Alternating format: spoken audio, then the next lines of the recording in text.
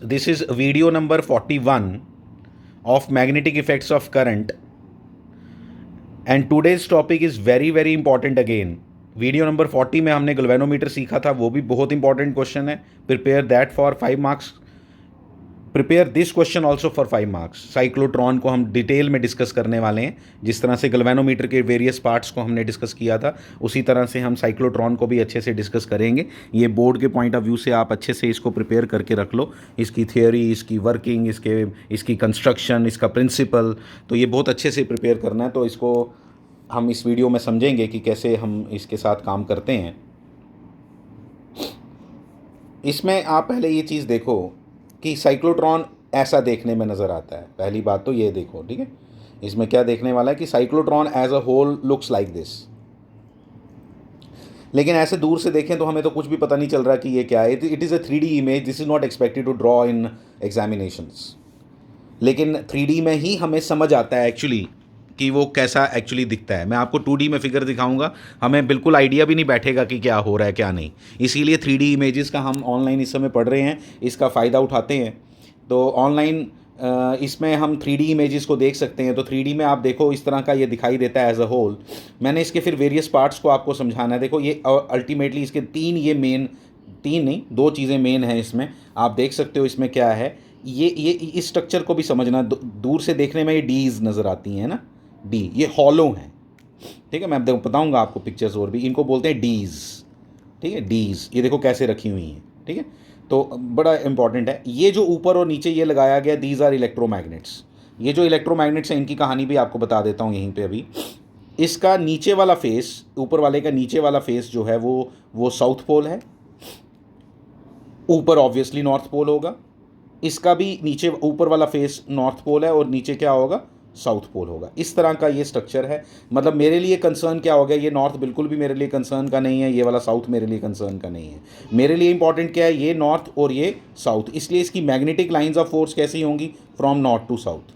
ऐसे यहां से यहां की तरफ फ्लक्स ये जा रहा होगा,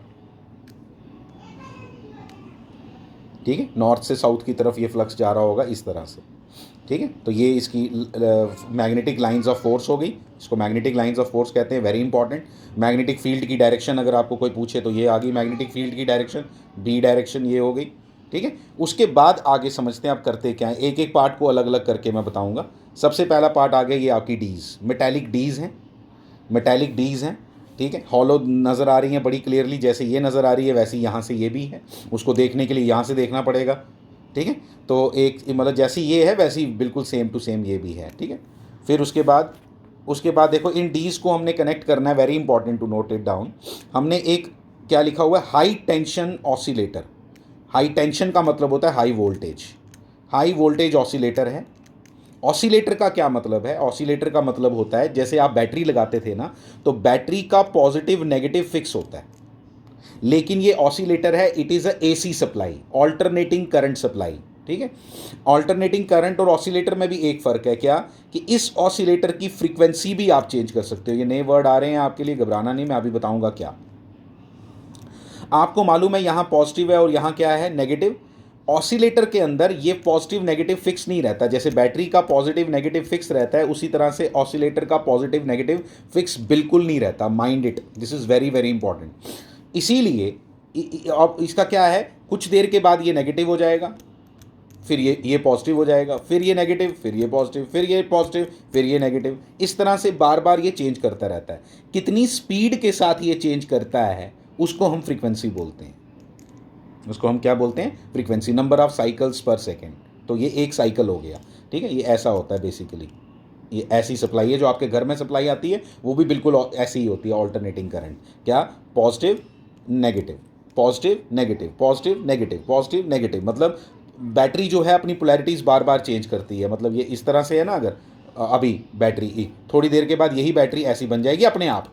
ये आपने नहीं करना कोई स्विच चेंज करके, अपने आप बनती है. ये है ही चीज़ ऐसी, ठीक है. आपके घर में जो सप्लाई है वो भी बिल्कुल ऐसी ही है, ठीक है, उसके ऊपर अभी बात नहीं करते, उस पर सेपरेट चैप्टर है। अभी आपके दिमाग में आ रहा होगा हमारे घर में ऐसा है तो ये ऐसा कैसे होता है, ये कैसे होता है, वो अभी हम बात नहीं कर रहे, that is a separate issue. अभी फोकस करेंगे साइक्लोट्रॉन में। साइक्लोट्रॉन के अंदर हमने इस तरह की सप्लाई लगाई है जिसका पॉजिटिव नेगेटिव फिक्स नहीं होता, कॉन्टीन्यूसली चेंज करता रहता है। क्यों करता है ऐसा, ऐसा क्यों किया आपने? क्या आप बैटरी से यहाँ गुजारा नहीं कर सकते थे? नहीं करेंगे। जिस समय हम इसकी वर्किंग समझेंगे आप खुद बोलोगे अच्छा इसलिए लगाया था। ठीक है, तो इससे और क्या पता चला हमें, देखो मैं बताता हूँ। इससे हमें ये पता चला कि जिस समय ये पॉजिटिव और ये नेगेटिव होगा उस समय ये वाली डी पॉजिटिव होगी, मेटल की है, और ये वाली डी नेगेटिव होगी, और आपका इलेक्ट्रिक फील्ड लाइंस ऐसी होंगी।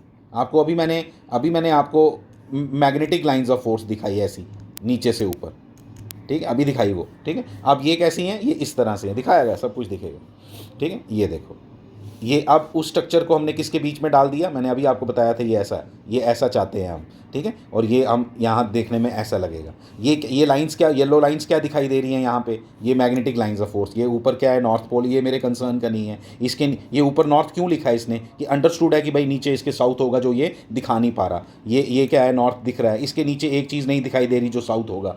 Those are none of my concern. ये जो ऊपर और ये इसके नीचे है वो मेरे लिए कंसर्न नहीं है। मेरे लिए ये नॉर्थ और ये क्या है, साउथ, और मैग्नेटिक लाइंस ऑफ फोर्स देख रहे हो आप किस तरह से जा रही हैं,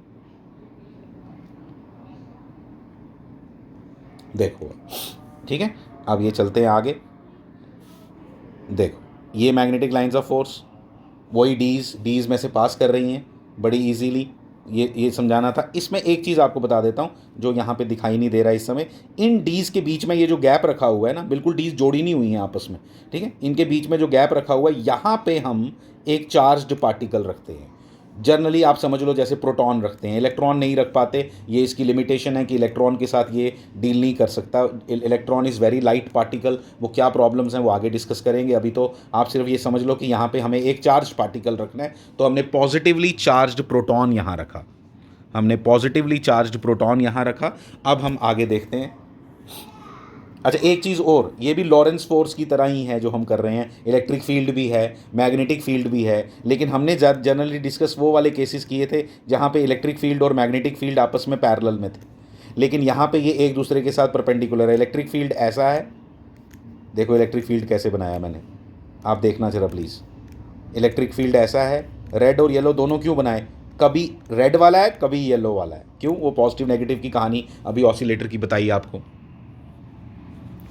अब ये रखा हमने, क्या ये जो मैंने प्रोटॉन रखा था अभी येलो में बनाया था मैंने पीछे, उसको क्या हुआ, जैसे ही ये वाली प्लेट पॉजिटिव थी पहले और ये वाली प्लेट क्या थी, नेगेटिव, तो ये वाला प्रोटॉन जो है ये इस तरफ भागा। क्यों? क्योंकि इस पे इलेक्ट्रिक फील्ड ने अपनी डायरेक्शन में फोर्स लगाई। जो डायरेक्शन इलेक्ट्रिक फील्ड की होती है उसी डायरेक्शन में वो प्रोटॉन को धकेलेगा। धकेला कहाँ? नेगेटिव वाली तरफ, और नेगेटिव वाली डी के अंदर डाल दिया। आपको पता है कि डी जो है वो अंदर से हॉलो है, और ये प्रोटॉन उस अंदर इस डी के अंदर चला गया हॉलो। हमें तो ऊपर दिखाई दे रहा है, ऊपर नहीं है, इसके अंदर चला गया। जब इसके अंदर जाएगा तो हमने एक पढ़ा है इलेक्ट्रोस्टैटिक्स में, इलेक्ट्रोस्टैटिक शील्डिंग के बारे में मैंने आपको बताया था कि इलेक्ट्रिक फील्ड अंदर नहीं जा पाएगा।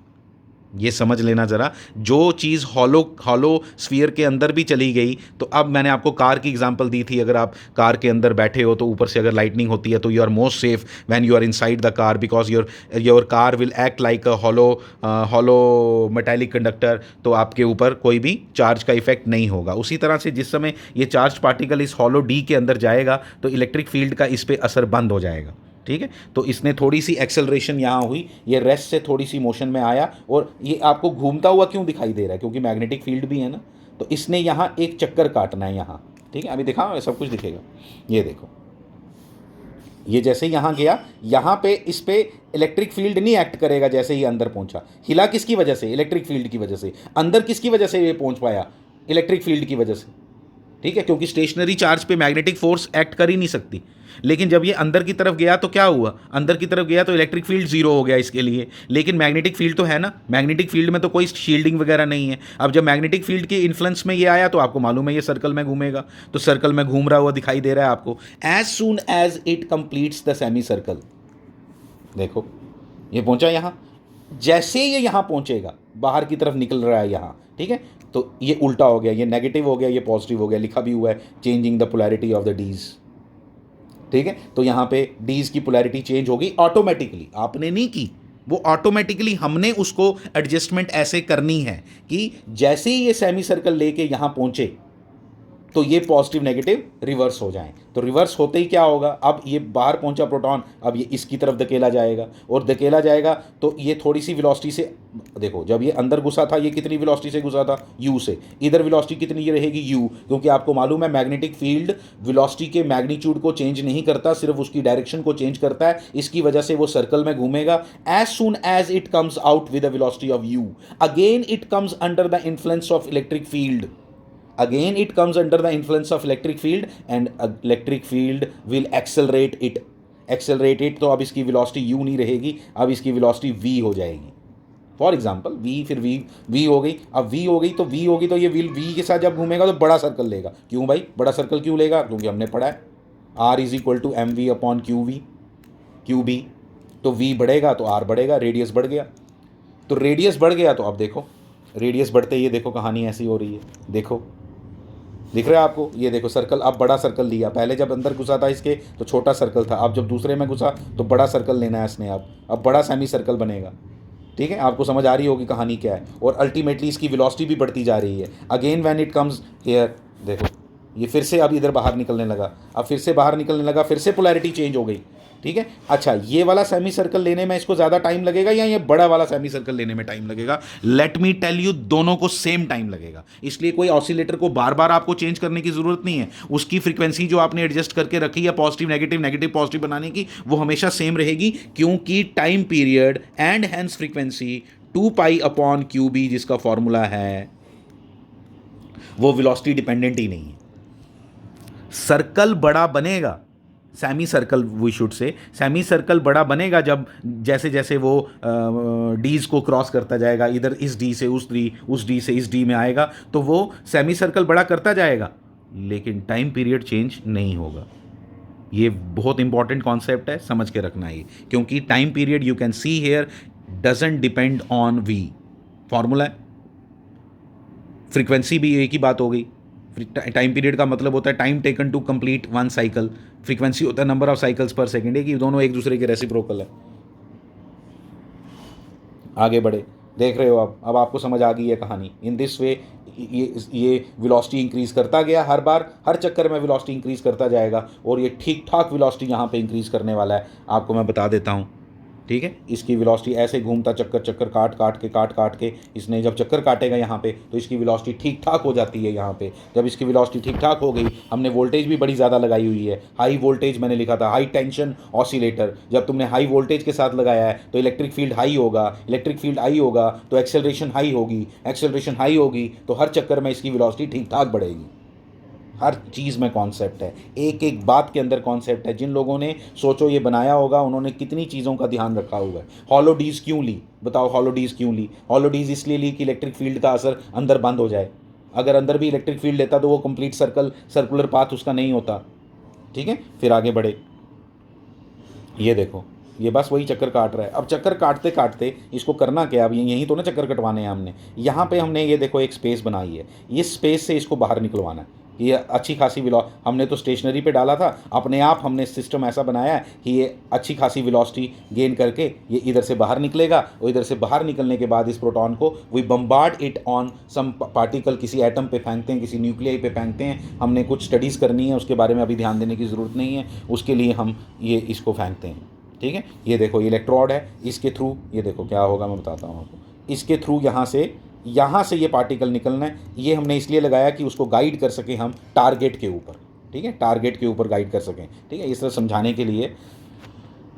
तो ये है इसकी थियोरी जो मैंने आपको बोला था। अब ये साइक्लोट्रॉन है भाई 2D के लिए, वो साइक्लोट्रॉन देखो और ये साइक्लोट्रॉन देखो। अब आपको ये फिगर बनाने में प्रॉब्लम नहीं आएगी, ये 2D फिगर है। ये देखो ऑसिलेटर कहाँ लगा है, high frequency oscillator, high tension oscillator, high frequency oscillator, दोनों चीज़ें, हाई टेंशन भी हाई फ्रीक्वेंसी भी, ये भी बता देता हूँ। ठीक है, और ये यहाँ पे था, ये घूमता गया, ये देखो ये घूमता गया, यहाँ से जगह बनाई हुई है, यहाँ से बाहर निकलेगा। ये सब प्रोटॉन सोर्स, फिर ये सब लिखा हुआ है जो, ये सब आपने लिखना है। कंस्ट्रक्शन अब इससे बेटर क्या बता सकता था आपको। ठीक है, ये सब अच्छे से पढ़ो, ये सब अच्छे से पढ़ो। फिर उसके बाद यहाँ ये जो थियोरी है, एक एक बात आपको समझ आएगी। ये डेरिवेशन हमने पहले भी की हुई है, ये पता कौन सी डेरिवेशन, वही सेंट्रीपिटल फोर्स के बराबर, और रेडियस हमने यहाँ ड्राइव करना है दोबारा, वो कर लिया। ये फ्रीक्वेंसी की डेरिवेशन हमने पहले ही की हुई है, लॉरेंस फोर्स जब हमने पढ़ा था, नहीं सॉरी, जब हमने मैग्नेटिक फील्ड के सर्कुलर पाथ के बारे में पढ़ा था, फिर हेलिकल पढ़ा था, लेकिन जब सर्कुलर पढ़ा था तो ये फ्रीक्वेंसी भी ड्राइव की थी, ये भी ड्राइव की थी, सेम डेरिवेशन यहाँ है, नथिंग इज़ डिफरेंट।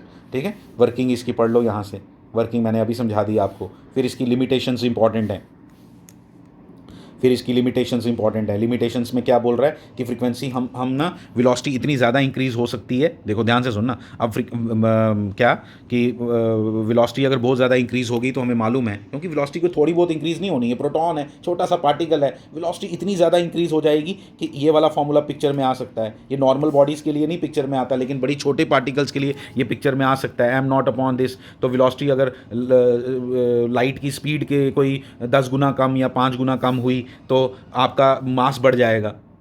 ठीक है, एम नॉट होता है उसका rest mass, rest mass proton का कितना है 1.67 इंटू 10⁻⁻27 kg। लेकिन जैसे जैसे अगर उसकी वेलोसिटी बढ़ती जाती है तो उसका मास चेंज होता जाता है, मालूम है आपको, इस फॉर्मूले से याद रखना है आपको ये। ठीक है, तो जैसे जैसे मास बढ़ता जाएगा, अगर मास बढ़ गया तो क्या टाइम पीरियड चेंज हो जाएगा, टाइम पीरियड चेंज हो गया तो सारा वो सिंक्रोनिज्म हमने जो बना के रखा है ना कि जैसे डी से बाहर आए तो पॉजिटिव नेगेटिव, नेगेटिव पॉजिटिव हो जाए, तो वो काम खराब हो सकता है। यही लिखा हुआ है यहाँ पे, अगर आप रीड करोगे क्या, at high velocities the cyclotron frequency will decrease due to the increase in mass, this will throw the particle out of resonance. वो जो रेजोनेंस हमने बना के रखा है, एक सिंक्रोनिज्म बना के रखा है, वो टूट जाएगा। Electrons can not be oscillate, can not be accelerated in the cyclotron of very less मास। उनका मास इतना कम है, मास कम होने के कारण उनका टाइम पीरियड भी बहुत कम होगा, तो इतनी फास्ट फ्रीक्वेंसी क्रिएट करना इज़ नॉट पॉसिबल। ठीक है, तो उसके बाद और क्या है, न्यूट्रॉन्स हो नहीं सकते। न्यूट्रॉन्स क्यों नहीं हो सकते, क्योंकि वो तो इलेक्ट्रिकली न्यूट्रल हैं, वो तो कोई बड़ी बात नहीं है। तो लिमिटेशंस, ये सब चीज़ें आपको बता दी, इसको अच्छे से पढ़ लो, ये बहुत इंपॉर्टेंट है। आपको मैंने जितना मैं इसको एक्सप्लेन कर सकता था, मैंने आपको कुछ भी मैंने छोड़ा नहीं है। Thank you very much.